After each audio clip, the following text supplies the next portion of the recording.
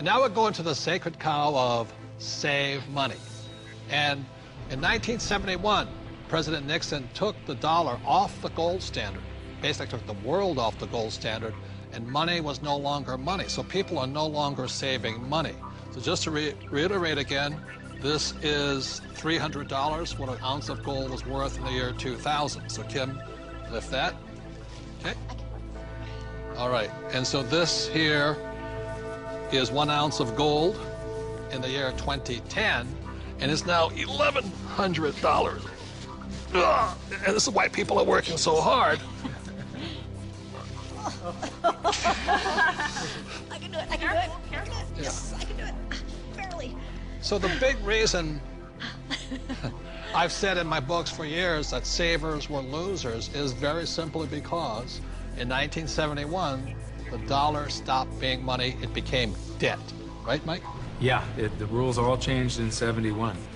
Before then, somebody, when they became working age, they could expect to put away 10% a year, and by the time they got into their 60s, they could retire on their savings account and expect to live off that interest.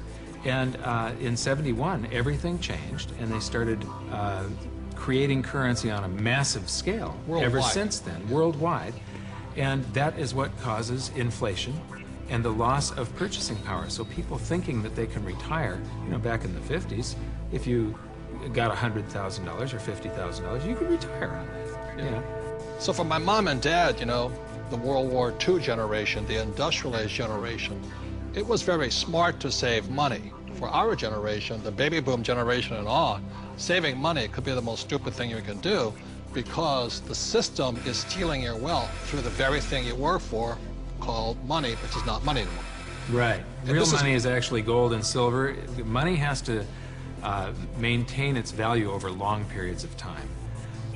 Currency doesn't have to. And this is historically, has always been, for thousands of years, this has been money. 5,000 years this has been the predominant currency. It became money when somebody minted it into coins in Lydia in about 680 BC. And each unit had the same buying power as the next one. They became interchangeable. So let me ask you this. This printing of money out of just paper, this has been tried before, hasn't it? Many, many, many times, and there's always one result. You get far, far higher prices of everything, but especially real money. When they start creating a whole lot of currency, eventually gold and silver lie in wait.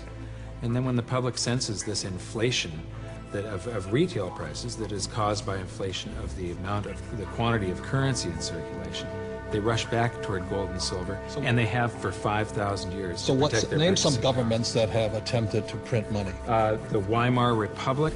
I don't know Germany. what I just did with that $100 trillion bill. He's got a Zimbabwe. The Zimbabwe, yeah. Look at this one. This is the most recent, a $100 trillion note. You know, this is the largest note ever printed, And 100 trillion. And this was printed in 2000. Yeah, but when Zimbabwe was created as a country, when it went from Rhodesia to Zimbabwe, they were, the Zimbabwean dollar was on parity with the US dollar.